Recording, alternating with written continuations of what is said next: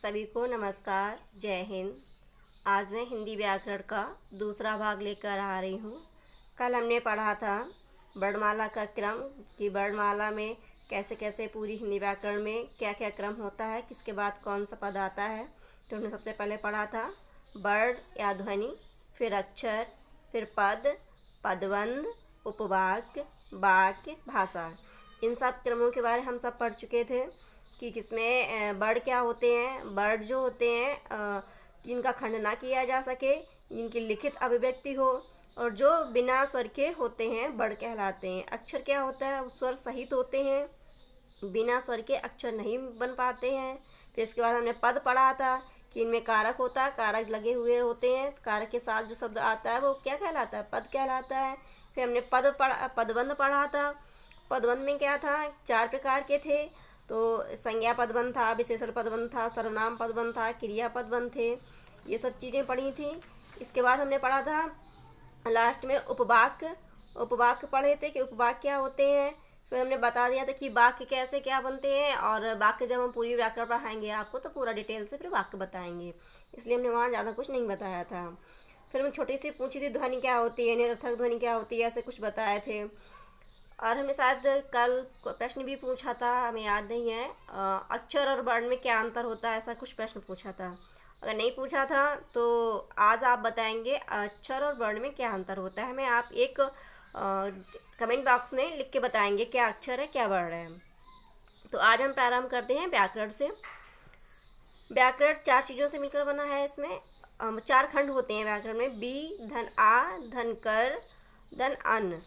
तो कर इसमें धातु है, अन प्रत्यय है, आ उपसर्ग है, बी उपसर्ग है। इन सब चीज़ों से मिलकर बना होता है। परिभाषा होती है व्याकरण वह ग्रंथ है जो हमें किसी भाषा से शुद्ध उच्चारण, लेखन व प्रयोग का ज्ञान प्रदान करता है, व्याकरण कहलाता है। व्याकरण के कुछ भाग होते हैं जिनमें कुछ अंग भी होते हैं। भाग में वर्ण विचार में वर्ण आता है, शब्द विचार में शब्द आता है, वाक्य विचार में वाक्य आता है। अब देखते हैं हम वर्ण विचार। वर्ण विचार क्या है, तो वर्ण विचार में सबसे पहले छोटी इकाई लेंगे हम वर्ण की। तो भाषा की अखंडनीय इकाई वर्ण कहलाती है। अब वर्ण में हमने कल जब पढ़ा था तो हमने बताया था, आज भी हमने कुछ आपको रिवीजन करवा दिया है कि वर्ण जो होते हैं जिसमें हलंत लगा होता है, यानी कि स्वर रहित जो होते हैं वो वर्ण कहलाते हैं। तो जब हम विच्छेद करेंगे किसी शब्द का या वर्ण का विच्छेद ही नहीं कर सकते हैं, किसी शब्द का जब हम विच्छेद करेंगे, जैसे हमने लिया है इसमें राधा, तो राधा किन किन शब्दों से, तो रा वर्ण है। इसके बाद हमने लिया है रा को जब हलंत लगाया है तो इसमें से क्या निकला, क्योंकि रा पे बड़ा गया कि डंडा लगा था तो हमने लिया बड़ा हटा दिया। धा लिया है, दा में हलंत लगाया तो जो भी मात्रा है उसको अलग लिख देते हैं, क्या हुआ, बड़ा। ऐसी शिक्षा को देखिए। अब शिक्षा में सबसे पहले इस पे देखिए किसकी मात्रा लगी, ई, तो सा है, सा पे हलंत लगा जाएंगे तो ये क्या बन जाएगा, वर्ण। क्योंकि अगर हलंत नहीं लगाएंगे तो ये हमारा अक्षर रहेगा। ये कंप्लीट रूप से नहीं है क्योंकि हमें स्वर को अलग करना होता है। वर्ण विच्छेद का मतलब यही होता है कि स्वर और वर्ण को अलग अलग करना ही वर्ण विच्छेद कहलाता है। तो सा है, सा में हमने क्या लगाया, हलंत, छोटी की मात्रा लगी थी, छोटी ई बनाया, प्लस किया। तो धन जब लगाते तो आप देखिए का जो छा बना हुआ है ये संयुक्ताक्षर है। संयुक्ताक्षर जब व्यंजन पढ़ाएंगे तो हम सारे बताएंगे, लेकिन अभी आप देख लीजिए छा बना होता है का और सा से। छा किससे बना होता है, का और सा से। अब हम जब लिखेंगे तो जो पहले वर्ण आएगा का, तो का में हलंत लगाएंगे। का कैसा हो गया, वर्ण, इसके साथ सा लगाया है, फिर आल मात्रा लगी थी तो आ बनाया। अगर मात्रा ना लगी होती तो हम छोटा आ बनाते, क्योंकि हमें एक स्वर निकालना है और प्रति एक अक्षर स्वर से बना होता। अभी ये अक्षर, अभी ये वर्ण हो गया, अभी तक ये क्या थे, अक्षर थे, इसलिए हमें निकालना क्या था, स्वर। आगे देखिए कृतघ्न। कृतघ्न में का है, इसमें री बनी हुई है तो री लेंगे, फिर ता पूरा था तो ता लिया। अब देखो इसमें कोई मात्रा नहीं थी ना तो हमने क्या निकाला, आ, क्योंकि हमें क्या करना है, स्वर हमें बनाना है अक्षर से वर्ण में। तो वर्ण कब बनाएंगे, जब हम स्वर को बाहर कर देंगे। तो हमने क्या किया, आ को बाहर निकाला। अब देखिए ये घा आधा बना तो इसमें तो कोई स्वर है नहीं तो हम लगाएंगे घा। घा में क्या लगाएंगे, हलंत, क्योंकि ये पहले से आधा है और इसमें स्वर है नहीं। फिर देखिए क्या ना ना पूरा है तो ना में हलंत लगाया, इसमें कोई मात्रा नहीं थी, इसलिए हमने इसमें स्वर क्या इन्वॉल्व था आ, तो उसको क्या कर दिया अलग। तो इतना आप समझ गए होंगे। तो कुछ हम प्रश्न देते हैं, आप उनका वर्ड विच्छेद करके हमें कमेंट बॉक्स में अवश्य बताएं। एक है, आप ले लीजिएगा आश्रित, और ये भी प्रश्न का इसका वर्ड विच्छेद कीजिएगा। दूसरा ले लीजिएगा कृष्णा, और दो ही रखिएगा, इन दो का हमें कमेंट बॉक्स में वर्ड विच्छेद करके अवश्य बताएं, ताकि हमें भी पता चलता रहे कि आप कैसे सीख रहे हैं और हम कैसा पढ़ा पा रहे हैं, हमारा पढ़ाया हुआ आपको समझ में आ रहा है या हमें और भी आपको पढ़ाने के तरीके ढूंढने पड़ेंगे। कुछ हमने नोट्स भी दिए हैं आपको, इम्पोर्टेंट जो फैक्ट होते हैं। वर्णमाला में शब्दकोश के आधार पर प्रथम अक्षर अंघा होता है।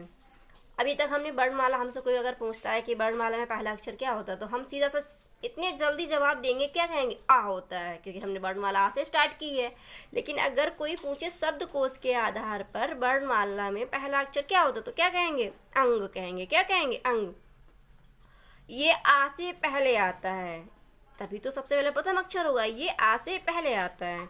तो क्रम क्या होता है शब्दकोश में वर्णमाला का, अंग, आ, ई, ये आपका क्रम रहता है। आगे भी पूरी वर्णमाला है, जो भी है हमने उतना ही बता दिया आपको। कुछ इंपॉर्टेंट फैक्ट भी देख लीजिएगा। देखिए सबसे पहले हिंदी को, अभी तो ये बता ही दिया था, हिंदी शब्दकोश में पहला वर्ण अंग होता है, वर्णमाला में अंग से पहले आता है। वर्णमाला में पहला, अगर आपसे पूछे वर्णमाला में पहला वर्ण, तब आप आ बताएंगे।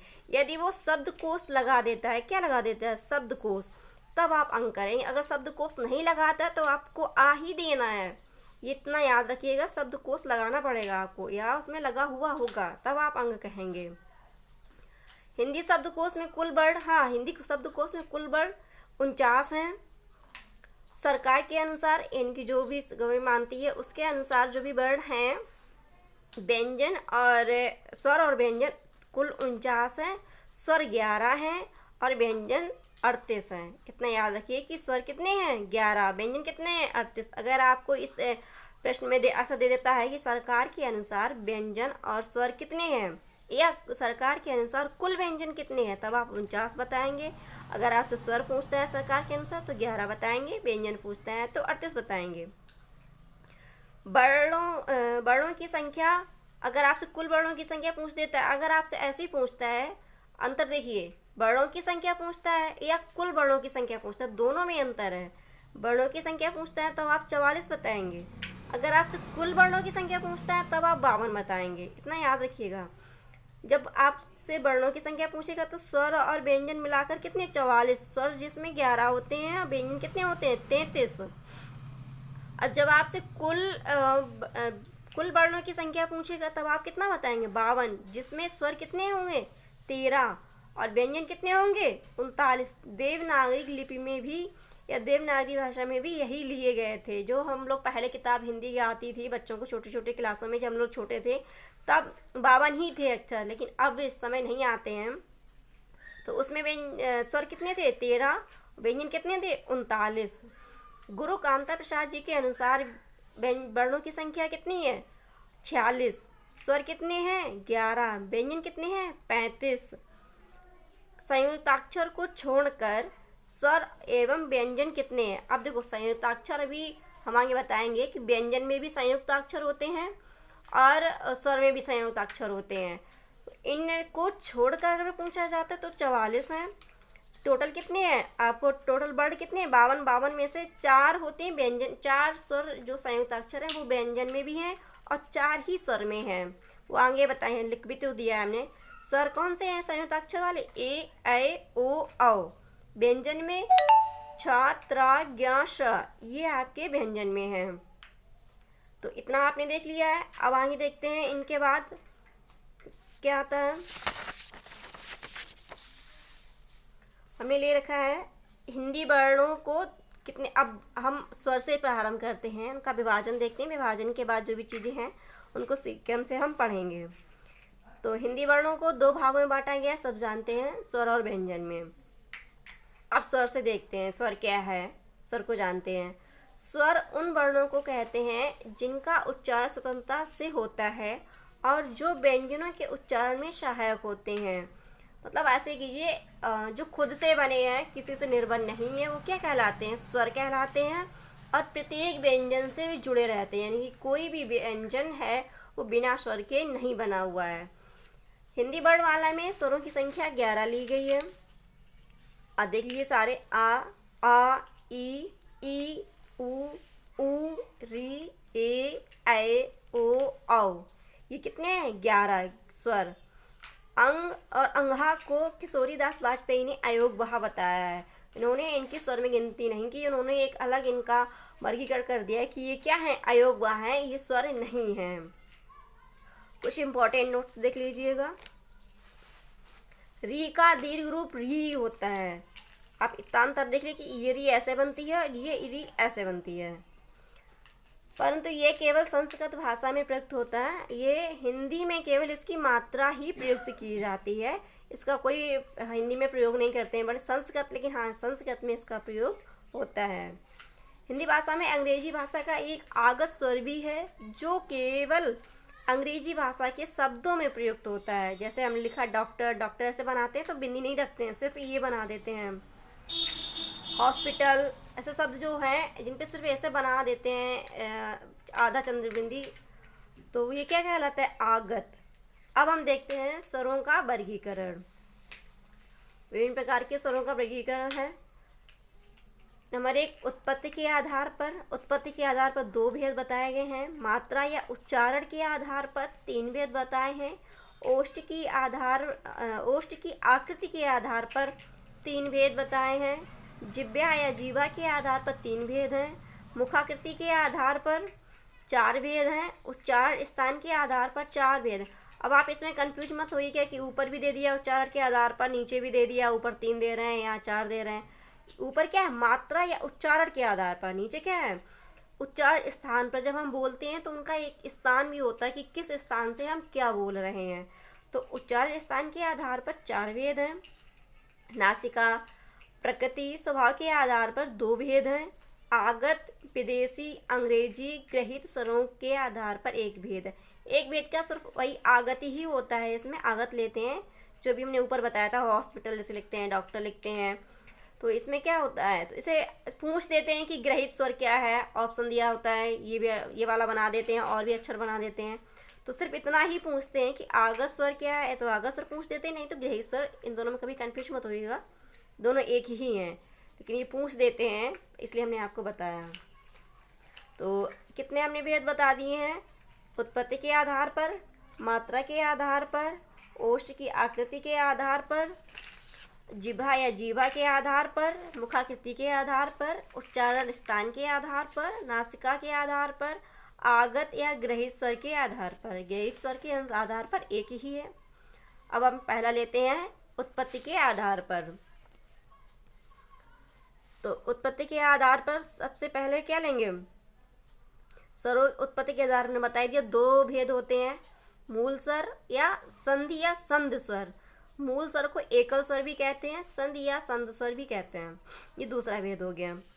तो पहला देखते हैं मूल स्वर क्या होते हैं। ऐसे स्वर जिनकी उत्पत्ति में किसी अन्य वर्ण का योगदान ना हो, यानी किसी अन्य वर्ण का योगदान ना हो, तो क्या कहलाएगा? मूल स्वर। इनकी संख्या कितनी है? 4। कौन कौन से? आ ई उ री। कौन कौन से हैं? आ ई उ री। कितने हुए मूल स्वर? 4। अब देखिए संध स्वर क्या होते हैं। ऐसे स्वर जिनका निर्माण 2 स्वरों के योग से हुआ हो, संध स्वर कहलाते हैं। यानी कि स्वर तो हैं, लेकिन उनसे एक और स्वर मिल जाए, तब क्या कहलाएगा? संध स्वर कहलाएगा। इनकी संख्या कितनी होती है? 7। देखिए आ ई उ ए ऐ ओ औ। आ किससे मिलकर बना है? आ से। ई किससे मिलकर बनी है? ई से। उ किससे मिलकर बना? उ से। ए किससे मिलकर बना? आ और ई से। ए किससे मिलकर बना है?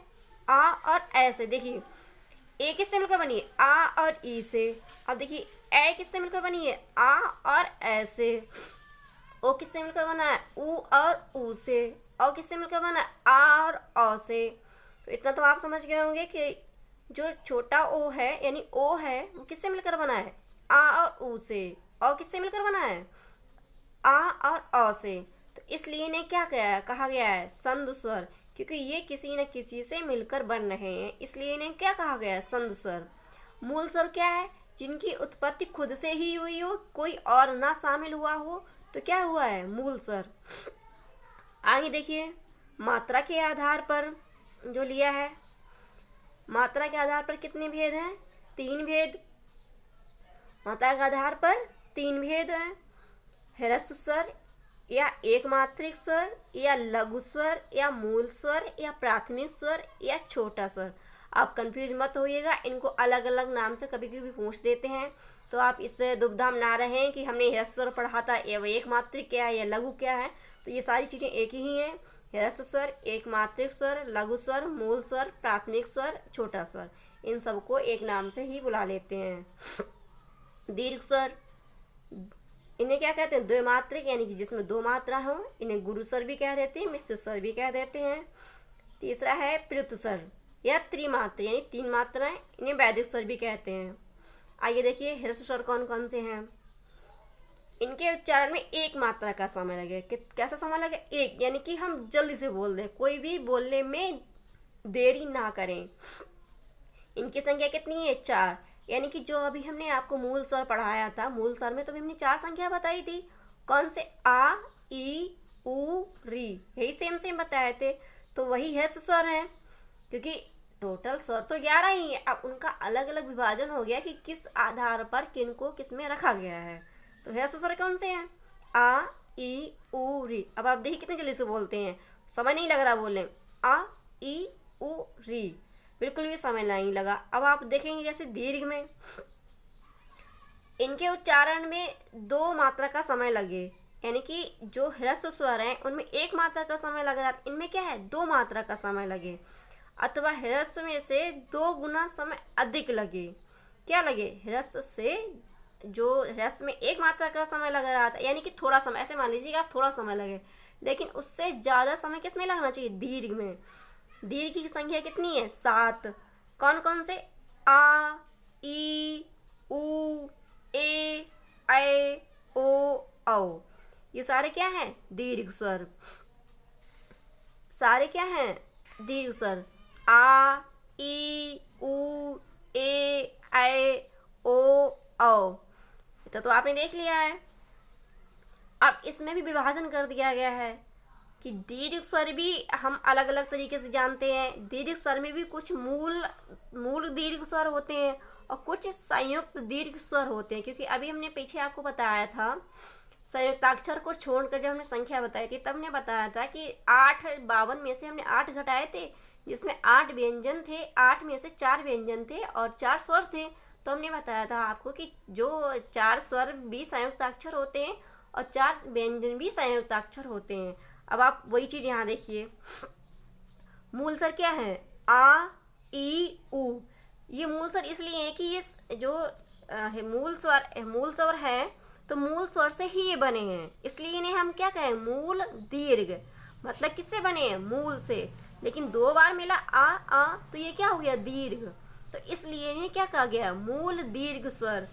आ, ई, ये भी देखो ई से मिलकर बना तो बड़ी ई बनी, उ से तो बड़ा ऊ बना, इसलिए इन्हें क्या कहा गया है? मूल दीर्घ स्वर।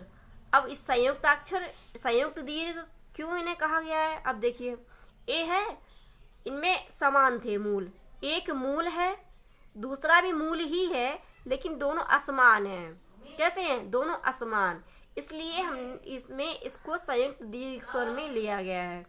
ये भी है। अब इसमें जो संयुक्त एक है, आ मूल स्वर है, ये कैसा है? दीर्घ, संयुक्त दीर्घ है, इसलिए ए बना।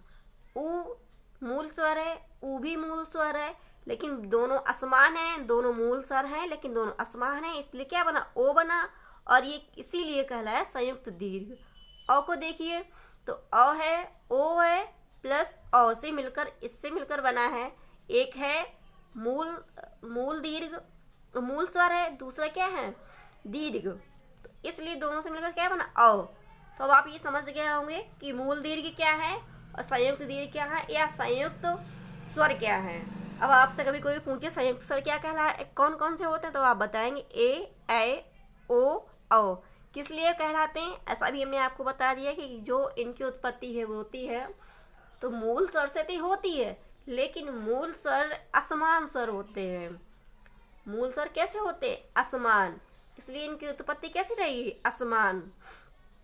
अब अंतिम देख लिए, अंतिम में सिर्फ एक ही होता है, इनकी मात्रा हम लेते हैं, हम इस तरह से एक अक्षर बनाते हैं, ये कहलाता है दीर्घ, यही इसकी पहचान होती है। हम लिखते हैं, जैसे हमें राम लिखना है तो हम साधारण तौर पे राम ऐसे लिखेंगे, परंतु जब हम ऐसे प्लुत लिखेंगे तब इसकी मात्रा हमें इस तरह से यानी कि काफ़ी देर तक पढ़नी पड़ेगी। जैसे अगर हम दीर्घ में कहें तब हम, जब ये क्या है, ये दीर्घ है, ये क्या है, ये प्लुत है, ये क्या है, प्लुत है। अब दीर्घ को कैसे पढ़ेंगे, राम। अब अगर प्लुत है तो प्लुत को कैसे पढ़ेंगे, राम। यानी कि मात्रा का जो अंतर है, इसमें ह्रस्व से दीर्घ में समय लग रहा है ज़्यादा, कितना, 2 गुना। अब वही दीर्घ से भी प्लुत में भी ज़्यादा समय लगना चाहिए। कैसे बोलेंगे, राम।